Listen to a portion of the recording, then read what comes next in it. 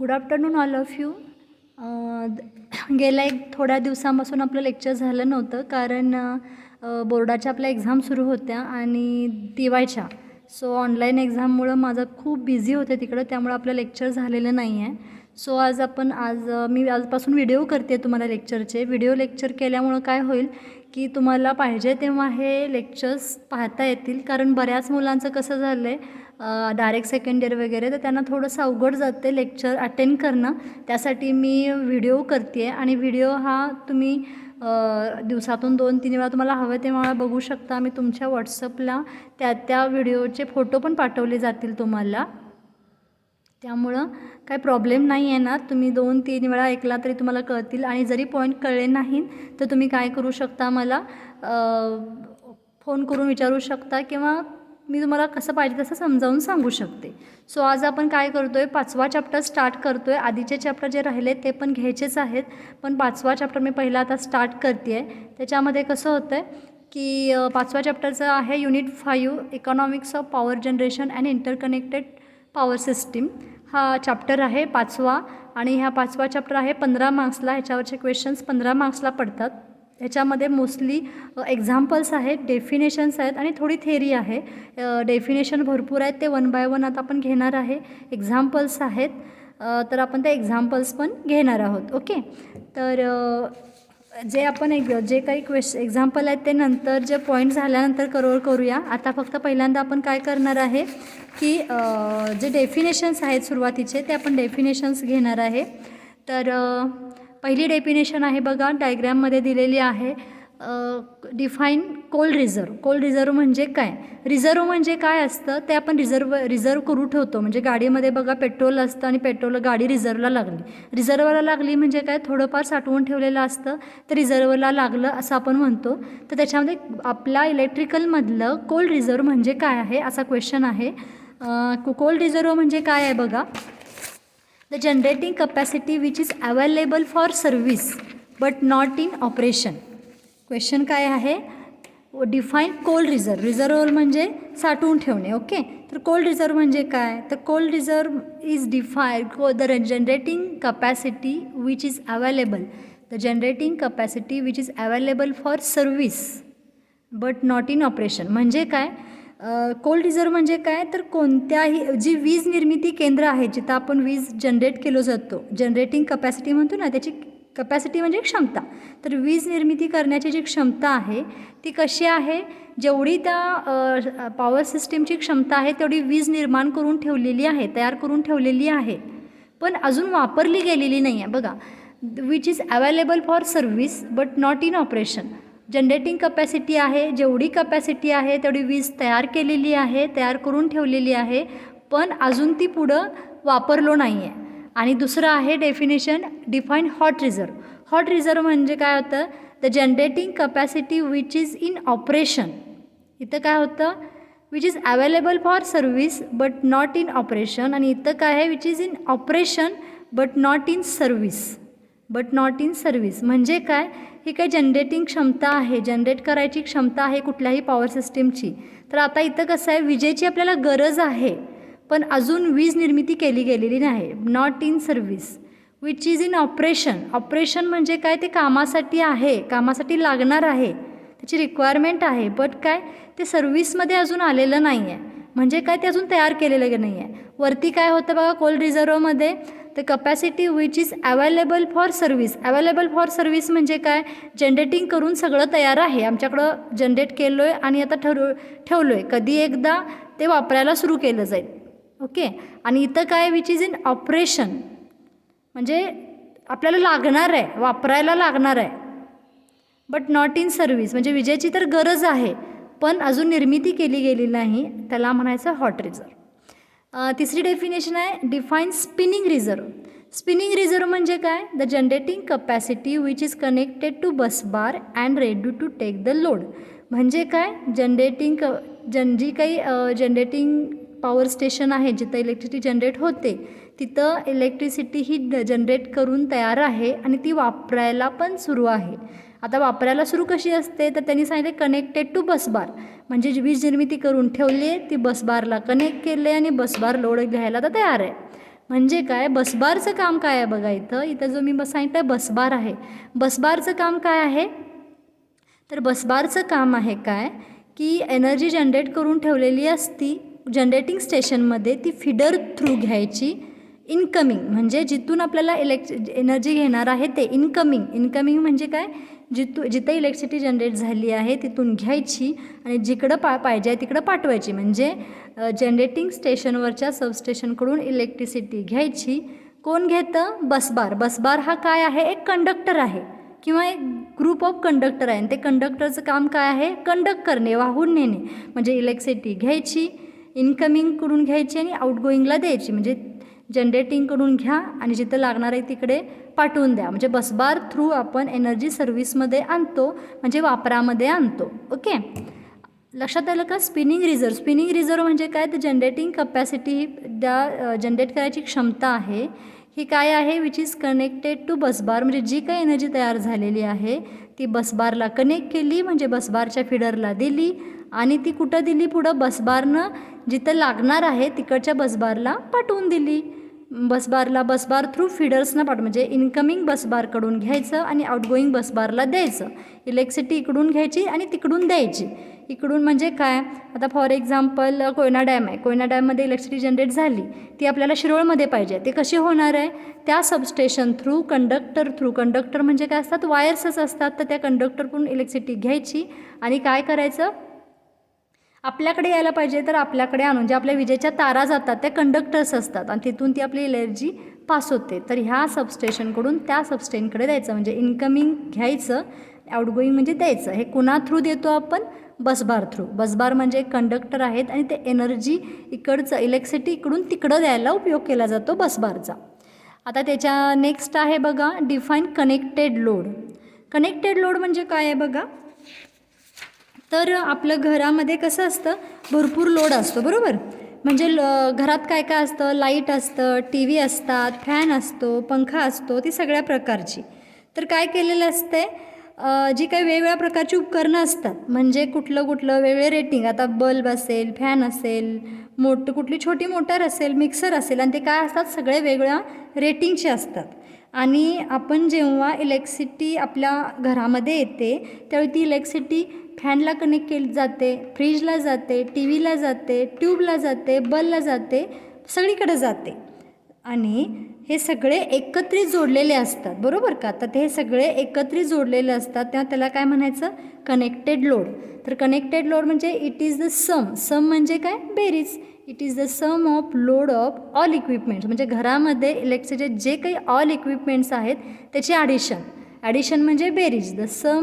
It is the sum म्हणजे बेरीज of, कशाची बेरीज, load of all equipments connected to supply system which are in use or not in use of each consumer म्हणजे आपण असं consider करूया की एक आपलं घर आहे. ओके, म्हणजे आपण एक कंझ्युमर झालो. आपल्या घरामध्ये काय असतं, टी व्ही आहे, फ्रीज आहे, लाईट आहे, फॅन आहे, ट्यूब आहे, सगळं आहे. ओके, आणि ते सगळं त्या सगळ्याचं युनिट कुठं असतं, आपलं जे मीटर असतं तिथं कनेक्ट केलेलं असतं बरोबर. मग आता इथं काय म्हणलेलं आहे, it is the sum of, सगळ्यांची बेरीज, sum of load of all equipments connected to supply system. म्हणजे मीटरला सगळे कनेक्ट केलेले ते इक्विपमेंट्स कुठले, जे आता मी सांगितले, ते मोटर असेल, फॅन असेल, टी व्ही असेल, फ्रीज असेल, ते सगळे which are in use or not in use of each consumer. म्हणजे हे सगळ्यांची बेरीज, मग ते वापरात असू दे किंवा नसू दे, त्या सगळ्या इक्विपमेंटच्या रेटिंगची बेरीज म्हणजेच काय, आपला connected load. It is the sum of load of all equipments connected to supply system which are in use or not in use of each other.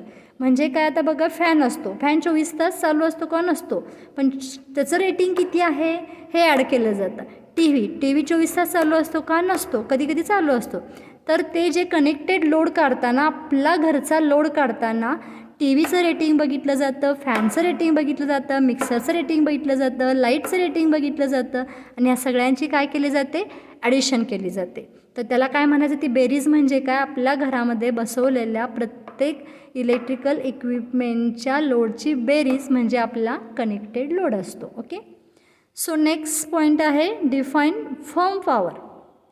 Okay, आता फर्म पॉवर म्हणजे काय बघा, it is the power to be always available for during adverse condition. बरोबर. काय आहे firm, काय question आहे, firm power म्हणजे काय, फर्म पॉवर म्हणजे काय आहे, तर इट इज द पॉवर म्हणजे ही इलेक्ट्रिसिटी आहे to be always available during adverse condition. Adverse condition म्हणजे खराब किंवा प्रतिकूल कंडिशन. म्हणजेच काय, आता एक वर्ष असं आहे की पाऊस फार कमी झाला. ओके, कोयना डॅममध्ये पाण्याचा साठा कमी आहे. पाण्याचा साठा कमी आहे म्हटल्यानंतर तिथं तयार होणारी इलेक्ट्रिसिटी काय असणार आहे, कमी असणार आहे. तरी पण इथं काय सांगितलं आहे, फर्म पॉवर म्हणजे हायड्रो पॉवर प्लॅन्टची फर्म पॉवर किती आहे, तर 10 megawatt. 10 megawatt firm power, hydro power प्लांटची 10 मेगावॅट फर्म पॉवर आहे. 10 मेगावॅट फर्म पॉवर आहे म्हणजे काय, तर कितीही कंडिशन वाईट आली, थोडासा पाऊस पडला किंवा भरपूर पाऊस पडू दे, कमी पाऊस पडू दे, कसाही पाऊस पडू दे, कारण हायड्रो पॉवर प्लांट कशा आहे, पाण्यावर आहे, तर एवढी मिनिमम 10 मेगावॅट एनर्जी ही त्यांच्याकडून तयार झालीच पाहिजे. ही त्या प्लॅन्टचा फर्म पॉवर.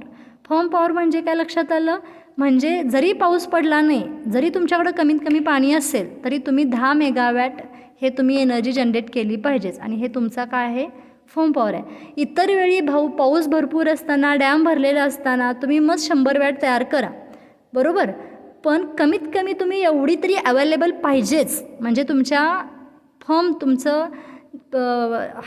तुमचा पॉवर प्लांट असेल, कुठलाही पॉवर प्लांट म्हणजे थर्मल असेल, न्यूक्लिअर असेल, कुठलाही असेल, त्याची फर्म पॉवर म्हणजे काय, कशीही कंडिशन आली तरी तुम्हाला कमीत कमी एवढी तरी तुमच्या एनर्जी ही तिथं अवेलेबलच पाहिजे. अवेलेबल पाहिजे म्हणजे काय, उपलब्ध पाहिजे. ही तुमची फर्म पॉवर म्हणजे मिनिमम एवढी एनर्जी जनरेट करणं गरजेचं आहे. त्यासाठी लागणारे प्रयत्न करणे. म्हणजे पाऊस जर कमी पडला तर पाणी कमी असणार मान्य आहे, पण त्याच्यावर कमीत कमी काय व्हायला पाहिजे, एवढी तरी एनर्जी तयार व्हायला पाहिजे. जर का 10 मेगावॅट जरी, आता आपण काय म्हणलो, 10 मेगावॅट तरी व्हायला पाहिजे, पण बाय चान्स असं कन्सिडर करा की 8 मेगावॅटच एनर्जी तयार झाली, तर मग ती 8 मेगावॅट ही त्याची काय झाली, फर्म पॉवर. म्हणजे कमीत कमी एवढी त्याची एनर्जी तयार झाली किंवा एवढी त्याची एनर्जी तयार व्हायला पाहिजे. म्हणजे काय, फर्म पॉवर. त्या फर्मची, त्या पॉवर प्लांटची ती फर्म पॉवर असणार. म्हणजे कमीत कमी एवढी एनर्जी तुम्ही तयार केलीच पाहिजे, त्याला म्हणतात फर्म पॉवर. ओके, म्हणजे कशीही कंडिशन आली तरी तुम्हाला ही एवढी एनर्जी उपलब्ध पाहिजेच. एक अमाऊंट 10 मेगावॅट, 5 मेगावॅट, जी काही ठरवून दिलेली असेल तेवढी तरी एनर्जी तुम्ही तयार करणं गरजेचं आहे. ओके, नेक्स्ट डेफिनेशन बघूया आपण. ओके,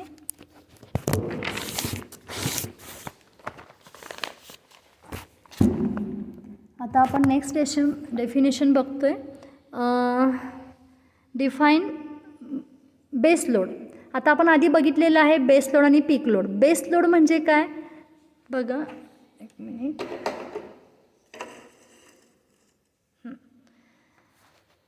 तर डिफाईन बेस लोड. तर बेस लोड म्हणजे काय बघा, the load which is constant and which occurs almost 24 hours, म्हणजे पूर्ण दिवस, whole day on the generating station is known as base load. म्हणजे काय, बेस लोड म्हणजे काय की लोड विच इज कॉन्स्टंट, म्हणजे तुमचा लोड जनरेटिंग कॉन्स्टंट पाहिजे, म्हणजे 24 तास, which is occur almost 24 hours on generating station is known as base load. म्हणजे 24 तास तुमचा एनर्जी ही जनरेट झाली पाहिजे, 24 तास पुरेल एवढी, कॉन्स्टंट पुरेल एवढी एनर्जी पाहिजे, त्याला काय म्हणतात बेस लोड. म्हणजे आपल्याला दिवसभरात, आता आपलं घर आहे लक्षात ठेवा, आणि आपल्या घरामध्ये किती लागतं आपल्याला दिवसाला, समजा एक 4 युनिट लागतात मिनिमम. ओके, तर मिनिमम दिवसाला जे 4 युनिट लागतात, तर 4 युनिट हे तुमचं जनरेशन झालंच पाहिजे. Okay, load which is constant and which occurs almost 24 hours. म्हणजे काय, जर आपण सकाळचा वेळ म्हणजे किती, सकाळी 6 ते 8:30 आणि संध्याकाळी 6:30 ते 10 आपल्याला 4 युनिट लागतात. जर सगळं मिळून दिवसाला 4 युनिट लागत असतील तर एवढी एनर्जी त्यांनी मिळालीच पाहिजे, तर त्याला म्हणायचं बेस. हां, पण कसं होऊ शकतं, आपण दिवसामध्ये कधी कधी उन्हाळ्यात फॅन लावला म्हणजे 4 युनिटचं आपल्याला 5 युनिट लागले, बरोबर, कधी कधी 6 युनिट लागतील. पण कमीत कमी किती बेस लोड म्हणजे काय, आपलं ठरलं आहे काय, दिवसातनं मला 4 युनिट लागतं आणि 4 युनिट जनरेट झालंच पाहिजे. The load which is constant and which occurs almost 24 hours whole day on the generating station is known as base load. Base load म्हणजे काय, दिवसाला आम्हाला कमीत कमी 4 युनिट इलेक्ट्रिसिटी लागते. ओके, 4 युनिट इलेक्ट्रिसिटी लागते, तर ती 4 युनिट इलेक्ट्रिसिटी आम्हाला पाहिजे. हां, पण दिवसातल्या एक दुपारच्या वेळेमध्ये उन्हाळ्यात जास्त आम्हाला लागली, तिथं 6 युनिट लागली, हरकत नाही, पण कमीत कमी 4 तरी युनिट लागणं, हे 4 युनिट म्हणजे तुमचा बेस लोड. ही डायग्रॅम आहे बघा. ओके, आता हे काय मेगावॅटमध्ये लोड आहे आणि हे आपले 24 तास आहेत. 4, 8, 12, 16 हे आपले दिवसातले 24 तास आहेत. बघा सकाळी आपला लोड जो आहे 4 नंतर म्हणजे बघा इथं हे तास आहे 24 तास आणि हे लोड आहे, किती लोड लागतो, तर सकाळचे हे 4 वाजलेत असं समजूया, म्हणजे जवळपास 8 वाजल्यापासून आपला लोड वाढलेला आहे आणि तो कुठंपर्यंत जास्त आहे, 6:30 किती वाजल्यापासून असं कन्सिडर की 6 पासून 8-9पर्यंत आपला लोड वाढलेला आहे. म्हणजे इथं बघा पीक गेलेलं आहे आणि इथं परत पुढं पीक कुठं गेलेलं आहे, 16-20 वाजले म्हणजे 8 वाजले, म्हणजे 6 वाजल्यापासून ते 10 वाजेपर्यंत परत पीक गेलेलं आहे. ओके, तर हे सोडून कॉन्स्टंट 24 तास हे एवढंच लागतं, हे बरोबर बेस लोड. बेस लोड म्हणजे काय, ह्या वेळेत आपला 100% चालू असलेले इक्विपमेंट कुठले, फ्रीज हा 24 तास चालू असतो, म्हणजे इथं 24 तास त्याला इलेक्ट्रिसिटी पाहिजे. आणि 24 तास काय असतं, देवघरातला लाईट असतो, तो 24 तास सुरू असतो, तर म्हणजे काय 24 तास एवढी एनर्जी पुरेल त्याचं जनरेशन, म्हणजे काय बेस लोड. हा आपला बेस लोड, म्हणजे हा एवढा 24 तास आम्हाला पाहिजेच. ओके, ह्याला म्हणायचं base load. Peak load, the load which is very time to time over and over, peak load बघा, the load which vary time to time over and above the base load on generating station is known as peak load. Peak load म्हणजे काय, हा पीक load आहे. Okay, हा जो आहे तो पीक load आहे. द लोड इज व्हॅरी म्हणजे वाढणे, टाईम टू टाईम जर लोड वाढत असेल, over and above the base load म्हणजे हे बेस लोड आहे आपला, ह्या बेस लोडच्या वरती जर आपला काही टाईम टू टाईम वाढत असेल, म्हणजे हा जो आहे तो काय आपला वाढलेला लोड आहे. कुठं, over and above base load, म्हणजे हा बेस लोड आहे आपला आणि ह्या बेस लोडच्या वरती जर टाईम टू टाईम आपला जर लोड वाढत असेल तर त्याला काय म्हणायचं, the base load on generating station is known as peak load. म्हणजे the load is vary time to time over and above the base load. म्हणजे बघा ह्या टायमिंगला इथंपर्यंत बेस लागलं, पण लोड वाढला कुठं, इथं आणि इथं लोड वाढला, तर ते जो वाढलेला लोड आहे तो म्हणजे काय, पीक लोड. बेस लोड म्हणजे जो लोड 24 तास आपल्याला लागतो, फ्रीज 24 तास सुरू असतात, देवघरातली लाईट 24 तास सुरू असते, तो म्हणजे बेस लोड. आणि वाढतो कुठं सडनली लोड, जो काही सकाळचे वाजलेले असतात ना, इथं लोड वाढला, इथं लोड वाढला, बरोबर, तर इथं लोड वाढला तो जास्त वाढला, तर तो जो वाढलेला लोड म्हणजे आहे ना, म्हणजे काय लोड आणि रात्रीच्या वेळेला जो एक्स्ट्रा लोड लागतो तो म्हणजे वाढलेला लोड, पीक लोड, त्याला म्हणायचं peak load. The load is vary time to time over and above the base load on the generating station is known as peak load. म्हणजे बेस लोडच्या वर जो टाईम टू टाईम वाढतो base load, हा त्याच्यावर जो काही आपल्याला एनर्जी एक्स्ट्रा लागते ती, तर त्याला काय म्हणायचं, पीक लोड. बेस लोड आणि पीक लोड मला लक्षात राहा, 24 तास जे लागतं ते बेस लोड आणि टाईम टू टाईम लागेल तसं वाढतं त्याला म्हणायचं पीक लोड. ओके, आता नेक्स्ट डेफिनेशन आहे बेस लोड प्लांट. येते का लक्षात बघा. आता नेक्स्ट डेफिनेशन आहे base load plant. Base load plant कुठला बघा, द पॉवर प्लांट म्हणजे जो पॉवर स्टेशन म्हणजेच power plant, the power plant which supplies base load base load of load curve is known as base load plant. आता हा जो काय आहे ना, हा कर्व आहे, तर काय द पॉवर प्लांट म्हणजे पॉवर सिस्टीम कुठली असेल ती, which supplies base load of load curve is known as base load plant. म्हणजे इथं लागणारी इलेक्ट्रिसिटी 24 तास लागणारी इलेक्ट्रिसिटी जो कुठला पॉवर प्लांट देतो त्याला म्हणायचं बेस लोड पॉवर प्लांट. जे पॉवर प्लांट म्हणजे थर्मल, न्यूक्लिअर, हायड्रो, सोलार जे काही हे सगळे आहेत ते पॉवर प्लांट आहेत, त्यातला जो कुठला पॉवर प्लांट आहे जो काय करतो, इथं लागणारा 24 तास कुठला देऊ शकतो, कमीत कमी त्यानं 24 तासामध्ये रोजचे 4 युनिट तरी पुरेल एवढं एनर्जी जनरेट करतो, त्याला काय म्हणायचं बेस लोड प्लांट.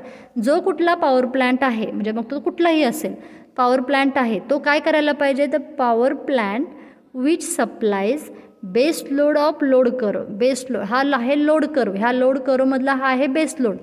तर the power plant which supplies base load of load curve is known as base load plant. जो कुठला पॉवर प्लांट किंवा पॉवर लोड प्लांट किंवा पॉवर स्टेशन आहे तो एवढी कमीत कमी इलेक्ट्रिसिटी देतो बेस लोडला पुरेल एवढी, त्याला म्हणायचं base load power plant. Peak load power plant म्हणजे काय, the power plant which supplies peak load of load curve. हे बघा हे पीक वाढलेलं. The power plant which is हे बघा the power plant which supplies peak load of load curve is known as peak load plant. Okay, म्हणजे जो कोणी power plant आहे the power plant which is supplies peak लोडचं म्हणजे जे वाढलेलं एक्स्ट्रा एनर्जी देतो, जिथं जे आपल्याला काय लागतं एक्स्ट्रा इलेक्ट्रिसिटी लागते ती बेस लोड एक्स्ट्रा जे काही लागतं ते एक्स्ट्रा जे कोणी देतो त्याला काय म्हणायचं पीक लोड पॉवर प्लांट. म्हणजे काय, the power plant which supplies peak load of load curve is known as peak load plant. म्हणजे हा झाला आपला पूर्ण कर्व. हा पूर्ण ग्राफच आहे ना, हा लोडचा ग्राफ आहे त्याला किंवा कर्व म्हणतो. आणि या कर्वमधलं जे पीक देतं म्हणजे हा पॉवर प्लांट जो कुठलाही असेल आणि तो कुठलाही पॉवर प्लांट इथं होणारं एक्स्ट्रा लागणारी इलेक्ट्रिसिटी देत असेल तर त्याला पीक लोड पॉवर प्लांट म्हणतात. ओके, आता next load curve. Okay, definition बघा. लोड कर्व म्हणजे काय, लोड कर्व म्हणजे काय, हा कर्वच आहे. हा कर्व आहे. तर बघा, the load curve is an graphical representation between load in, इथं KW दिलं आहे, KW किंवा MW, इथं MW दिलं आहे बघा, टाईम आणि लोड. तर the load curve is an graphical representation between load in KW and time. म्हणजे KW म्हणजे किलोवॅट, MW म्हणजे मेगावॅट. तर इथं जे KW आहे तिथं MW पण असू शकतं बाळांनो. तर काय, जो कुठला कर्व आहे ग्राफिकल रिप्रेझेंटेशन म्हणजे ग्राफवरनं दाखवलं जातं ते, हे दिले ना ग्राफिकल, हे ग्राफच आहे. ग्राफिकल रिप्रेझेंटेशन म्हणजे ग्राफवरून दाखवलं जातं ते, त्याला काय म्हणायचं लोड कर्व. आणि ते लोड कर्वला तो झाला कर्व. ओके, लोड कर्व म्हणजे काय, जो कशामध्ये असतो किलोवॅट किंवा मेगावॅट. इथं मी फक्त किलोवॅट लिहिलं आहे बाळांनो, किलोवॅट किंवा मेगावॅटचं दोन्हीही होतं आहे, kilowatt or megawatt and this is time. Okay, so हा जो ग्राफ असतो लोड ग्राफ किंवा लोड कर्व, हे काय लोड कर्व म्हणजे काय, the load curve is an graphical representation. Graphical representation म्हणजे काय, तो एक ग्राफ असतो कशामधला, बिटवीन म्हणजे मध्ये, कशामधला, लोड इन KW म्हणजे लोड जो असतो हा KWमध्ये असेल, हा लोड इन KW किंवा MW. इथं MW पण आहे पण मी चुकून KW फक्त लिहिलं आहे, MW राहायला विसरले. तर हा काय आहे लोड कर्व, काय आहे ग्राफिकल रिप्रेझेंटेशनमध्ये ग्राफ किंवा आलेख आहे. ग्राफ म्हणजे आपण ग्राफ पेपरवरती ग्राफ काढतो ते ग्राफिकल रिप्रेझेंटेशन आहे. बिटवीन कशाच्यामध्ये, हा load, between load in KW और MW अँड टाईम. हे टाईम आणि लोड ह्यामधला कर्व जो आहे त्याला काय म्हणतात लोड कर्व. त्यामधला जो कर्व आहे ग्राफिकल रिप्रेझेंटेशन आहे त्याला म्हणतात काय लोड कर्व. ओके, तर नेक्स्ट डेफिनेशन भरपूर आहेत.